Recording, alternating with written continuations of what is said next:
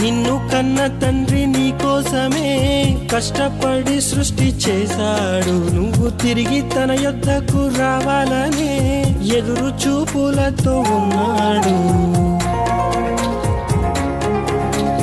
నిన్ను కన్న తండ్రి నీ కోసమే ఆలోచించి సృష్టి చేశాడు. నువ్వు తిరిగి తనకై ఆలోచిస్తావనే ఆశపడి దాన్ని రాశాడు.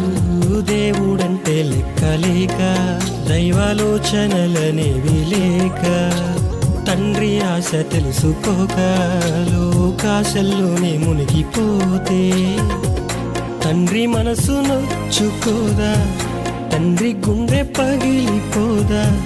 నిన్ను చూడగా గుండె బరువు ఓపలేక ప్రకృతికి చెప్పుకుంటే నీకు పట్టదా?